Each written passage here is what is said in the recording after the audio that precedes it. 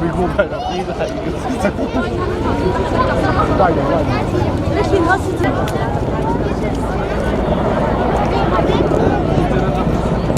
然后这是有，这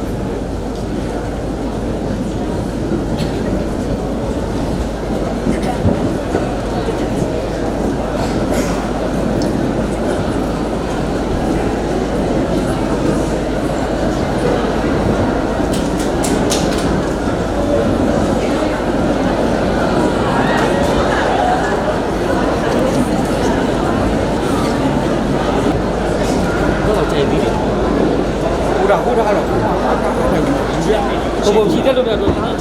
不要，不要，大大。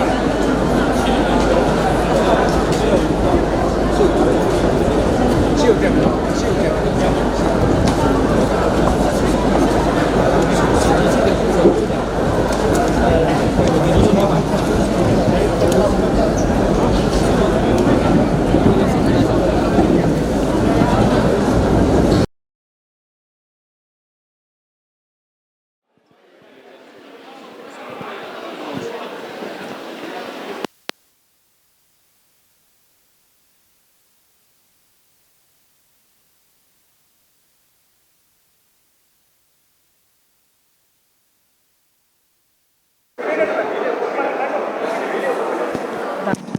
တရားမထွက် ခန္ဓာစီစဉ်များကိုဂျူတီဖတ်ကြားကျင်းညာထားပြီးဖြစ်တဲ့အတွက်အစည်းအစဉ်ရ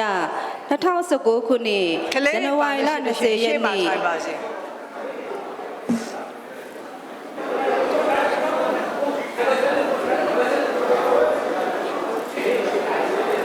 ကလေးပိုင်ရှေ့တွေရှေ့မှာထိုင်ပါစေကလေးတွေကဝင်ကြီးတွေရှေ့မှာထိုင်တော့တင့်တော်ပါတယ်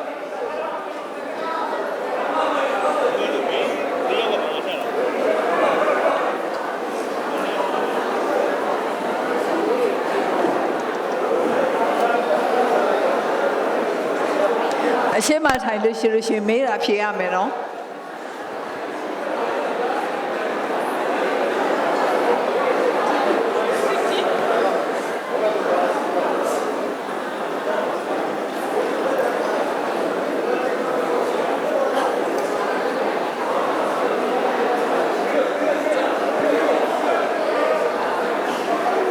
အခမ်းအနားစီစဉ်များကို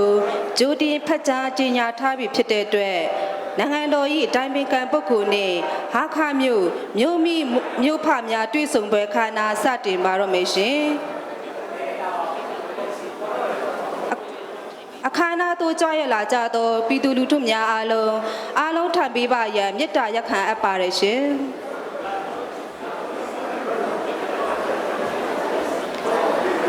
အခမ်းအနားရကိုင်မီနူလေပါဦးလေနောက်နာဇောင်ဖာနာတင်နနက်ထွတ်ဒီနက်လိုက်ကနေနိုလနာ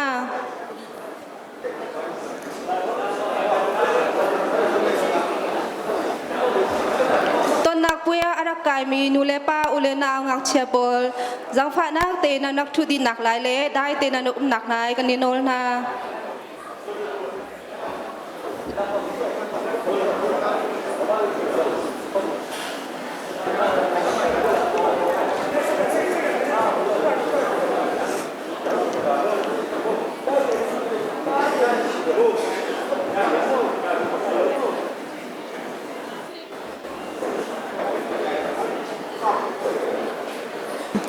မင်္ဂလာပါရှင်အခမ်းအနားစီစီများကိုဂျိုတီဖတ်ကြားကြေညာထားပြီးဖြစ်တဲ့အတွက်နိုင်ငံတော်၏တိုင်ပင်ခံပုဂ္ဂိုလ်နှင့်ဟာခမြို့မိမြို့ဖများတွေ့ဆုံပွဲအခမ်းအနားစတင်ဖွင့်လှစ်ကြောင်းကြေညာအပ်ပါရရှင်စီစဉ်ရနိုင်ငံတော်၏အတိုင်ပင်ခံပုဂ္ဂိုလ်ကအဖွင့်အမှားစကားပြောကြားပြပါရန်ဂါရဝတရားရှိထား၍ယူတီလေးစားစွာပန်ကြားအပ်ပါရရှင်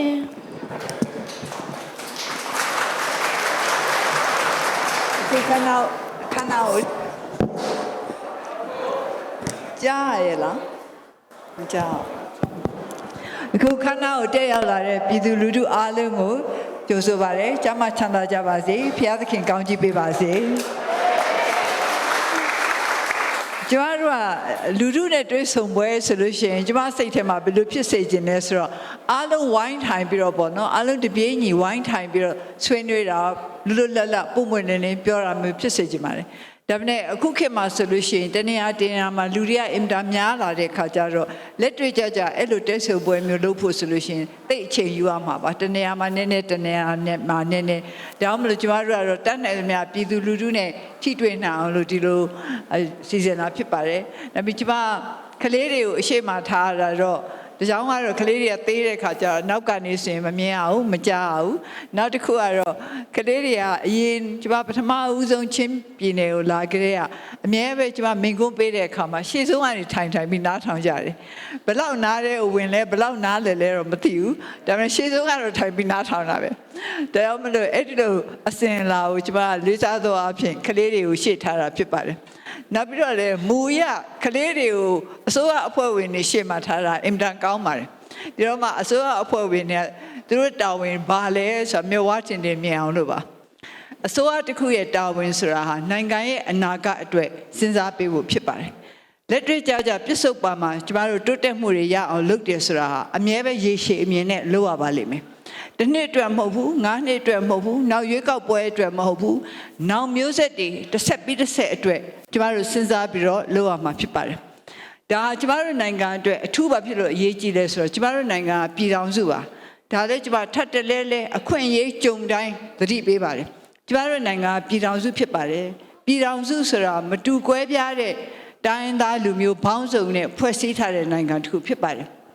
ကျမတို့ယဉ်ကျေးမှုတွေမတူကြဘူးပြောတဲ့ဘာသာစကားတွေမတူကြဘူးသမိုင်းစင်လာတွေမတူကြဘူးကိုးကွယ်တဲ့ဘာသာတွေမတူကြဘူးသို့တော်ညာလဲကျမတို့အားလုံးဟာဒီပြည်တော်စုရဲ့သားသမီးတွေပဲဖြစ်ပါတယ်အဲ့ဒီစိတ်ထားကိုခိုင်ခိုင်မာမာရှိဖို့ဟာအင်တာမအရေးကြီးပါတယ်ကျမတို့ဒီပြည်တော်စုတစ်ခုရဲ့သားသမီးတွေဆိုတော့မိသားစုစိတ်ဓာတ်နဲ့ကျမအားလုံးလုပ်ရမယ်လို့ပြောလိုတာပါမိသားစုတွေထဲမှာတောင်မှတစ်ခါတလေအချင်းချင်းနားလည်မှုလွဲမှားတာတွေရှိတယ်တယောက်နဲ့တယောက်အမြင်မတူတာတွေရှိတယ်ဒါပေမဲ့တကယ်ကိုတိုးတက်ပြီးတော့အေဂျင့်တာယာတဲ့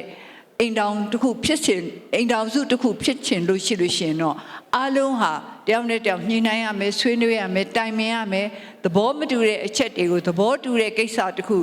အခြေအနေတစ်ခုကိုရောက်သွားအောင်လို့ကျမတို့စူးစမ်းပြီးတော့ဆောင်ရွက်ရပါမယ်အဲ့တော့ဒါကြောင့်မလို့ကျမဒီပြည်နယ်တွေတိုင်းတွေသွားတဲ့အခါမှာဆိုလို့ရှိရင်တိုင်းရင်းသားပေါင်းစုံနဲ့တွေ့ရတာဝန်တာတယ်အားတက်တယ်ဒါပေမဲ့တစ်ချိန်တည်းမှာလည်းကျမတို့ရဲ့စိန်ခေါ်မှုတွေဘလောက်ကြီးထွားတယ်ဆိုတာကိုကျမပြန်ပြီးတော့သတိရမိပါတယ်အခုမကြခင်ကဆိုရင်ကျမကချင်ပြည်နယ်ကိုသွားခဲ့တယ်အခုချင်းပြည်နယ်ကိုရောက်လာတယ်ရောက်လာတဲ့အခါမှာကျမတို့ကဒီလမ်းပဆက်သွယ်ရေးအနေထားအရမြန်ဆန်ဆန်သွားနိုင်အောင်လို့ဆိုပြီးတော့ရဟတ်ယာဉ်နဲ့သွားတယ်ရဟန်းရင်နဲ့သွားလို့ရှိရင်ကျမတို့နိုင်ငံရဲ့အနေအထားကိုအပေါ်ကနေပြီးတော့မြင်ရတယ်။မြင်ရတဲ့အခါကျတော့ကျမဘယ်လိုတွေးမိလဲဆိုတော့ဒီလိုနိုင်ငံကြီးပေါ့နော်အင်မတန်မှသဘာဝအလှတွေနဲ့ပေါ်ကျွယ်ဝပြီးတော့အင်မတန်မှတန်ဖိုးရှိတဲ့နိုင်ငံကြီးအတွက်တာဝန်ထမ်းဆောင်ရတယ်ဆိုတာဟာကြီးမားတယ်ကြီးလေးတဲ့အလုပ်ငန်းကြီးတစ်ခုဖြစ်ပေမဲ့လည်းကုသိုလ်ရနိုင်တဲ့အခွင့်အရေးကြီးတစ်ခုလည်းဖြစ်တယ်လို့ကျမဒီလိုပဲမြင်မိပါတယ်။နိုင်ငံတော်အစိုးရတစ်ခုဆိုတာဟာတိုင်းပြည်ကိုအုပ်ချုပ်ဖို့မဟုတ်ပါဘူးတိုင်းပြည်ရဲ့တာဝန်တွေကိုထမ်းဆောင်ဖို့ပါတချို့တွေကအုပ်ချုပ်ဖို့ဆိုတာပဲစဉ်းစားကြပါတယ်တကယ်တော့တာဝန်ထမ်းဆောင်ဖို့ပဲဒါကြောင့်မလို့ကျမတို့အဆိုကိုကျမတို့ရဲ့အသုံးနှုန်းကိုကြည့်နိုင်ငံဝင်ထမ်းနိုင်ငံရဲ့ဝင်တွေကိုထမ်းဖို့နိုင်ငံပေါ်မှာဝင်ပြအောင်လုပ်ဖို့မဟုတ်ပါဘူးဆိုတော့ဝန်ထမ်းတွေကသဘောပေါက်ဖို့တော့ပြင်တာအရေးကြီးပါတယ်ထိုနည်း၎င်းပဲဝင်ကြီးတွေပို့ပြီးတော့ကြီးတဲ့ဝင်တွေထမ်းကြပေါ့ဒါကတော့ဝင်ကြီးတွေတာဝန်ပါပဲအဲဒါကြောင့်မလို့ကျမတို့အစိုးရများဟာတာဝန်ကျေဖို့လိုတယ်ဆိုတော့ကျမတို့ထပ်တလဲလဲသတိပေးပါတယ်ဒါမှနဲ့နိုင်ငံသူနိုင်ငံသားတွေကလည်းတာဝန်ကျေရမယ်လူတိုင်းဟာလူကုန်သိက္ခာရှိတယ်ဒါကျမတို့အားလုံးလက်ခံတယ်လက်ခံရမယ်လူတိုင်းဟာသူ့ရဲ့မွေးရပါအခွင့်အရေးတွေရှိတယ်လူသားတွေအနေနဲ့ဒါလည်းကျမတို့လက်ခံတယ်ဒါမှနဲ့လူတိုင်းဟာလည်းမွေးရပါတာဝန်တွေလည်းပါသားတယ်လူသားတွေအနေနဲ့လူသားတွေရဲ့တာဝန်ကဘာလဲဆိုတော့ကိုနေတဲ့ကဘာကြီးကိုပို့ပြီးတော့ตายရအောင်လို့လုပ်သွားဖို့ကျမတို့ငယ်တုန်းကဆိုလို့ရှိရင်သင်ပေးပါတယ်လူတယောက်ဟာသူ့ရဲ့တန်ဖိုးကိုဘယ်လိုဖြတ်မလဲဆိုရင်သူ့ဘဝဆုံးတဲ့အခါမှာဒီသူ့ဘဝထဲမှာဘာတိုးတက်မှုရှိအောင်လုပ်ခဲ့သလဲဆိုတာကိုပြန်ပြီးတော့လေ့လာရမယ်တဲ့တိုးတက်မှုဆိုတာကဘာနဲ့ချီပြီးမဟုတ်ဘူးတိုင်းပြည်နဲ့ချီပြီးမဟုတ်ဘူးကိုယ့်ရွာနဲ့လည်းဖြစ်နိုင်တယ်ကိုယ့်ရဲ့မိသားစုနဲ့လည်းဖြစ်နိုင်တယ်သူ့ရဲ့တသက်တာမှာပြောရမယ်ဆိုရင်အပေါင်းလက္ခဏာဆောင်တဲ့အလုပ်တွေဘာတွေလုပ်ခဲ့သလဲဆိုတာကိုကြည့်ပြီးတော့လူတဦးရဲ့တန်ဖိုးကိုဖြတ်နိုင်ပါတယ်ဒါကြောင့်မလို့လူတိုင်းမှာတန်ဖိုးရှိတယ်လို့ကျွန်မပြောတာပါလူတိုင်းဟာအပေါင်းလက္ခဏာရှိတဲ့အလုပ်တွေကိုလုပ်နိုင်တဲ့အနေအထားမှာရှိတယ်ဥပမာဆိုလို့ရှိရင်ဟိုးအင်တာဝေးလံခေါင်တီးတဲ့ရွာလေးမှာနေတဲ့မိခင်တူဝေးလာခေါင်တီးတဲ့ရွာလေးမှာပဲမွေးလာတယ်ကြီးလာတယ်အဲ့ဒီမှာပဲနောက်ဆုံးကျတော့ကွယ်လွန်သွားတယ်ဒါပေမဲ့ဒီမိခင်တူဟာသူမိခင်ဖြစ်လာတဲ့အချိန်ကြီးကလေးကသူ့ရဲ့သားသမီးတွေအတွက်နေ့တိုင်းထမင်းကျွေးခဲ့တယ်ထမင်းချက်ပေးခဲ့တယ်ဆိုတာဒီဟာကိုဒါအပေါင်းလက္ခဏာဆောင်တဲ့အ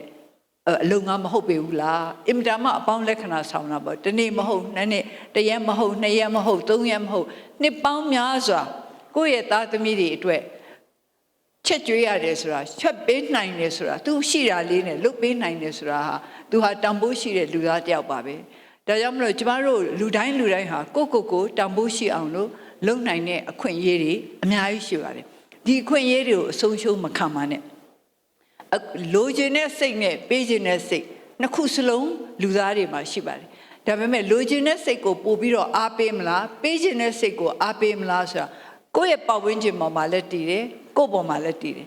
ကိုယ့်ပေါ်မှာတည်တယ်ဆိုတော့တူးချင်းကကိုပြုစုပြောထားရမှာပါဒါပေမဲ့ပတ်ဝန်းကျင်နဲ့ပတ်သက်လို့တော့အစိုးရများဟာတာဝန်ရှိပါတယ် မိဘများတာဝန်ရှိတယ်ကျောင်းဆရာဆရာမများတာဝန်ရှိတယ်အုပ်ချုပ်ရေးရန်တရားမှာပါဝင်နေတဲ့ပုဂ္ဂိုလ်များတာဝန်ရှိတယ်ဒီတော့မိဘများကလည်းမှတ်မှတ်ကန်ကန်သင်ပေးရမယ်သားသမီးများကိုပေးထတဲ့ပေးခြင်းတဲ့ပုဂ္ဂိုလ်မျိုးဖြစ်အောင်လို့သင်ပေးရမယ်ဆရာဆရာမတွေကလည်းဒီတိုင်းပဲသင်ပေးရမယ်အုပ်ချုပ်ရေးရန်တရားမှာပါနေတဲ့လူတွေကလည်းဒီတိုင်းပဲသင်ပေးရမယ်အဲ့တော့အကောင်းသင်ပေးတဲ့အကောင်းဆုံးနည်းကဘာလဲဆိုတော့သူတို့ကိုယ်တိုင်ကပေးထတဲ့သူပုဂ္ဂိုလ်များဖြစ်ပြီးတော့သူတို့ကိုယ်တိုင်ကပေးခြင်းဆိုတာဘာလဲဆိုတော့လက်တွေ့ကြကြပြနိုင်ရမယ်သူတို့ကိုယ်တိုင်ကယူနေပြီးတော့ကလေးတွေကိုပေးဖို့သင်လို့ဆိုတာဘယ်လိုမှမဖြစ်နိုင်ပါဘူးဒါကြောင့်ကျမတို့အခုမြို့ဖာတွေဆိုလို့ရှိရင်လူကြီးတွေကနေပြီးတော့ကလေးတွေအတွက်စံနမူနာဖြစ်ပါစေစံနမူနာဆိုတာကလေးတွေကိုယ်လိုလိုက်ပြီးတော့လှုပ်ချင်းအဖြစ်ဒီနိုင်ငံကိုအကျိုးပြုနိုင်မဲ့ပြည်သူပြည်သားများဖြစ်အောင်လို့လုပ်ပါဖြစ်အောင်လို့နေပေးပါပြပေးပါလို့ဒါကျမမေတ္တာရပ်ခံချင်ပါတယ်ကျမတို့နောက်ဒီလိုပြည်သူနဲ့တွေ့တဲ့အခါမှာဆိုလို့ရှိရင်တတ်နိုင်သမျှတော့ကျမအမေးအဖြေပုံစံမျိုးနဲ့လုပ်တယ်ဘာဖြစ်လို့လဲဆိုတော့ကျမတို့အချင်းချင်းကြားမှာနားလည်မှုရှိဖို့ဆိုရင်နှစ်ဖက်စလုံးမှာပြောစရာတွေရှိတာကိုပြောနိုင်ရမယ်တစ်ဖက်ကပဲပြောပြီးတော့တစ်ဖက်ကပဲနားထောင်ရမယ်ဆိုတာဟာဒါဟာတကယ်နားလည်မှုကိုလည်းကျမတို့တိဆောက်လို့မရဘူးနောက်ပြီးတော့လည်းတကယ်ကိုစစ်မှန်တဲ့ Federal Democracy ပြည်ထောင်စုထူထောင်ဖို့ဆိုရင်လည်းဒါအထောက်အကူမဖြစ်ဘူးကျမတို့ချင်းချင်းကြားမှာပုံမှန်လင်းလင်းပြောရဲဆိုရဲမေးရဲဖြေရဲတာအဲ့ဒီလိုစိတ်ဓာတ်တွေရှိရမယ်ဒီတော့ကျမကလည်းခဏခဏပြောပါတယ်ပုံမှန်လင်းလင်းမေးရဲပြောတယ်ဆိုရဲဆိုတာရိုင်းတာကိုပြောတာမဟုတ်ဘူးတိုက်ခိုက်တာကိုပြောတာမဟုတ်ဘူးကိုတကယ်သိကျင်တဲ့ကိစ္စကိုတကယ်စိုးရိမ်လို့ပြောကျင်တဲ့ကိစ္စကိုတကယ်ဆန္ဒရှိလို့တောင်းဆိုခြင်းတဲ့ကိစ္စတွေကိုရင်ကျေးကျေးနဲ့ပြောတတ်ဆိုတတ်တာပြောရဲဆိုရဲတာကိုကျမပြောတာပါရင်ကျေးမှုကိုကျမကနေပြီးတော့အထူးအလေးထားရတယ်ဆိုတော့ဘာဖြစ်လို့လဲဆိုတော့အခုခေတ်ကြီးမှာဆိုရင်ရင်ကျေးမှုတန်ဖိုးကကျလာတယ်လို့ကျမတို့မြင်ရပါတယ်ဒါတစ်ကမ္ဘာလုံးမှာဖြစ်နေတဲ့ကိစ္စပါရင်ကျေးတယ်ဆိုတော့မလိုအပ်တယ်လို့ပဲဒါပေမဲ့ကျမတို့ငယ်ငယ်တုန်းကတော့ဘယ်လိုသင်ရလဲဆိုတော့ရင်ကျေးခြင်းဟာကိုယ်တပြားမှကုန်တဲ့ကိစ္စမဟုတ်ဘူးတဲ့လူတချို့တယောက်ကိုရင်ကျေးတိမ်တိမ်မုတ်မိတ်သူစိတ်ချမ်းသာအောင်ပြောလိုက်ခြင်းဟာကိုယ့်အိတ်ထဲကတပြားမှမထွက်သွားဘူးတဲ့ဘာဖြစ်လို့ဒီဟာလေးကိုမလုပ်နိုင်ရမှာလဲပေါ့နော်အခုခေတ်ကြီးမှာတော့ဘာမှတပြားမကုန်တဲ့ယဉ်ကျေးမှုကို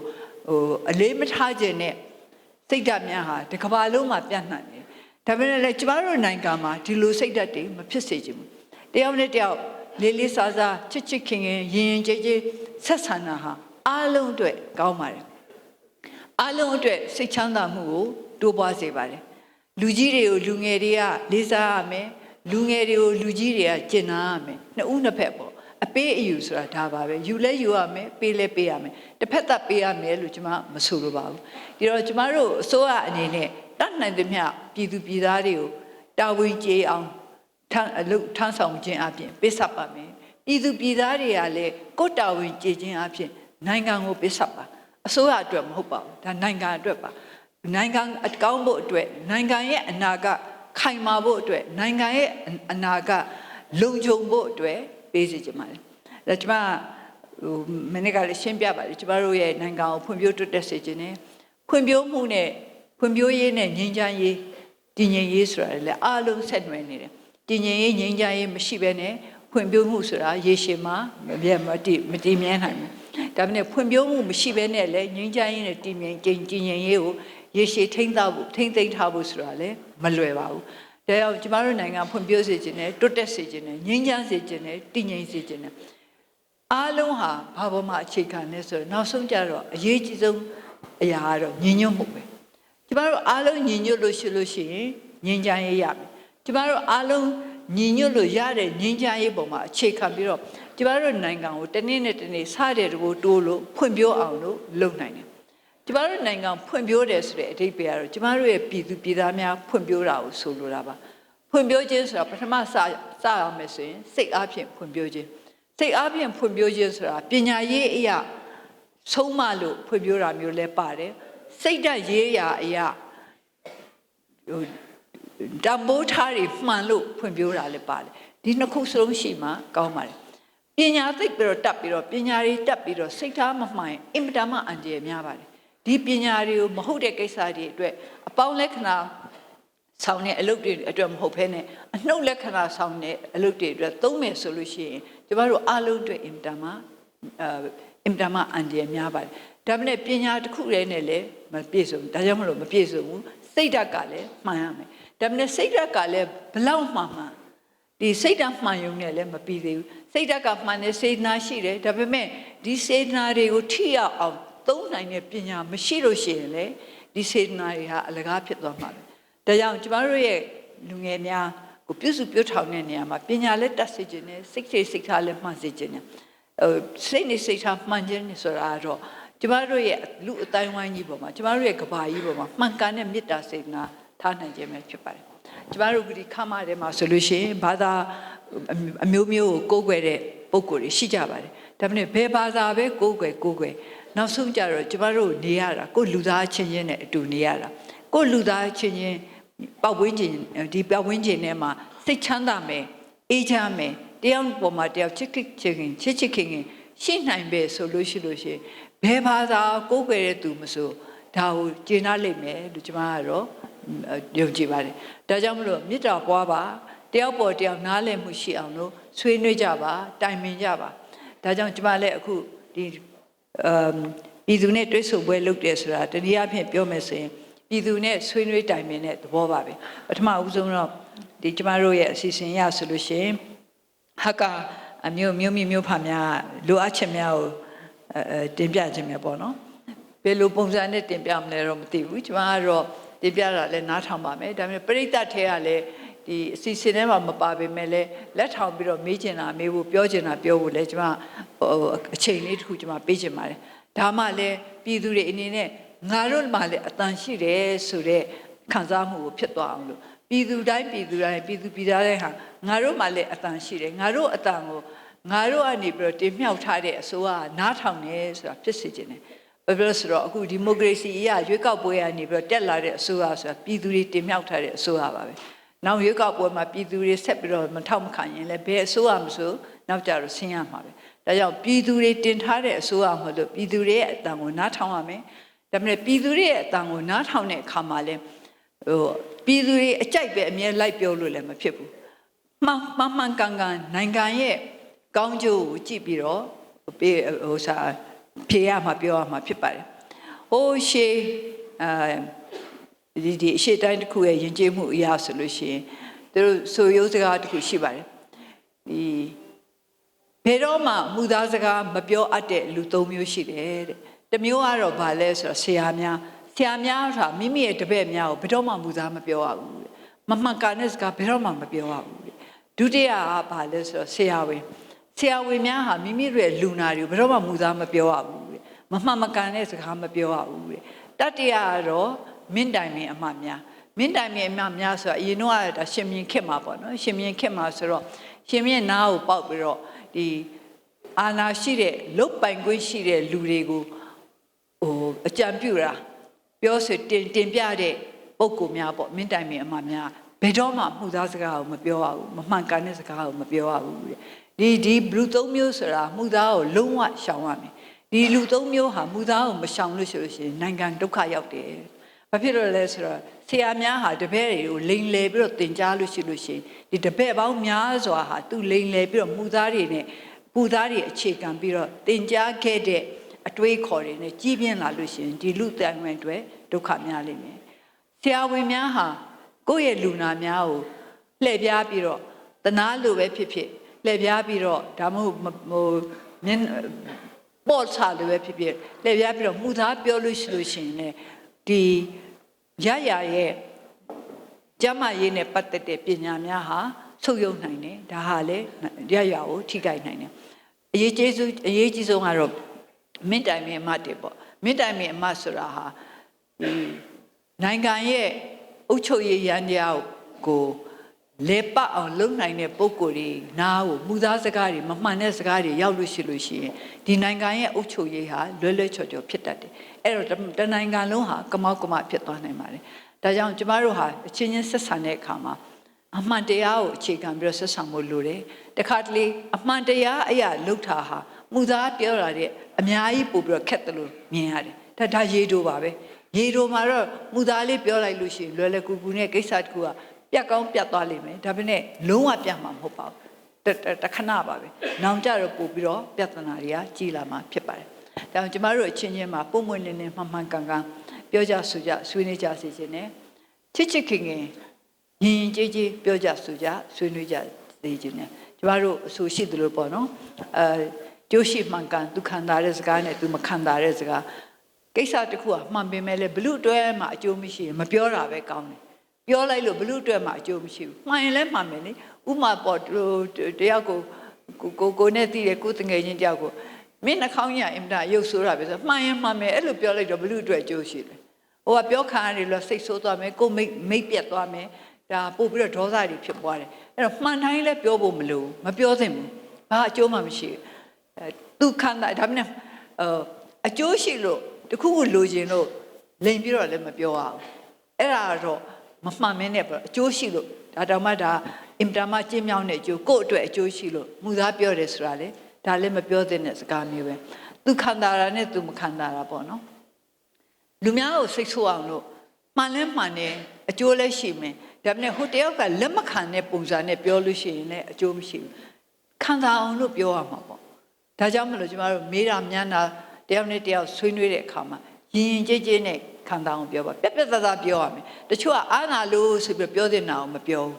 အာနာလို့ဆိုပြီးပြောတဲ့နာမပြောဘဲနဲ့မပြတ်မသားလို့ရှိလို့ရှိရင်လည်းကျမတို့အတွက်အကျိုးရှိမှာမဟုတ်ပါဘူးအဲ့တော့ကျမပထမဦးဆုံးတော့ကျမတို့အစီအစဉ်300ဟာခမဲစုမြေဖွားများနေဘလို့အချက်များတင်ပြဖို့ကတော့ကျမထင်တာတော့နော်အားလုံးညှိပြီးတော့ညှိထားတဲ့အတိုင်းတင်ပြကြမယ်ထင်ပါတယ်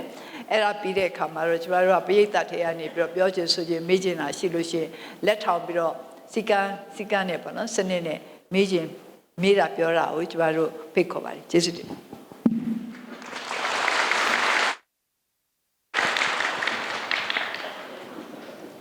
စီစဉ်ရဟာခမြို့ဖများမှမြို့၏လိုအပ်ချက်များအားတင်ပြပေးပါရန်လေးစားစွာဖိတ်ခေါ်အပ်ပါရရှင်ချင်းပြည်နယ်ဟာခမြို့သို့ကြွရောက်လာသောပြည်ထောင်စုသမ္မတမြန်မာနိုင်ငံတော်ရဲ့တိုင်ပင်ခံပုဂ္ဂိုလ်နဲ့တကွပြည်ထောင်စုဝန်ကြီးများဒုတိယဝန်ကြီးများနဲ့ဧည့်သည်တော်များအားလုံးမင်္ဂလာပါလို့ဥစွာနှုတ်ခွန်းဆက်သပါတယ်ကျွန်တော်ကတော့ဟာခမြို့နယ်စီပင်သားရေးကော်မတီဥက္ကဋ္ဌမြို့မိမြို့ဖဥက္ကဋ္ဌဝင်ဖြစ်ပါတယ်ကျွန်တော်အနေနဲ့ဟာခမြို့နယ်မှာဆောင်ရွက်ရလိုအပ်ရှိတဲ့ဒေသဖွံ့ဖြိုးရေးလုပ်ငန်းတွေကိုသက်ဆိုင်ရာ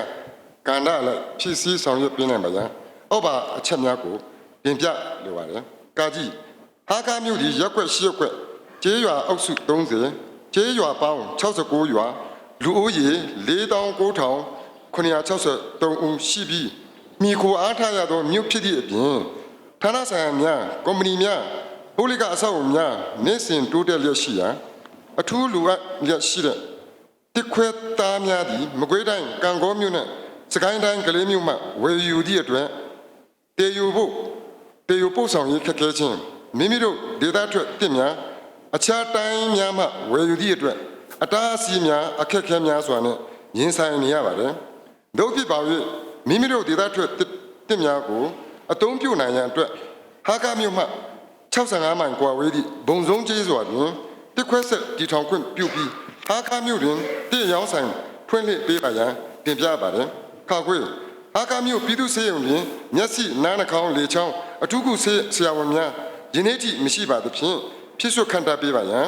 ငါငယ်ဟာခမြို့သည်2015ခုနှစ်တွင်မြေပြိုပျက်စီးမှုခံပြီးပြုပြင်တင့်တယ်ပြုပြင်ပြီးဖြစ်တော်လဲ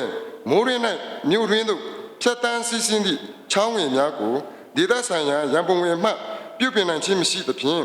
အမြန်ဆုံးပြုပြင်ပေးရန်ချောင်းများ၏အနေအထားများကိုအောက်ပါတိုင်းတင်ပြပါတယ်။တစ်ပြည်တော်သားရက်ကွက် Reverend Dr. ရှန်ကုန်းအိမ်မှကျောက်ဖျားကျောင်းသား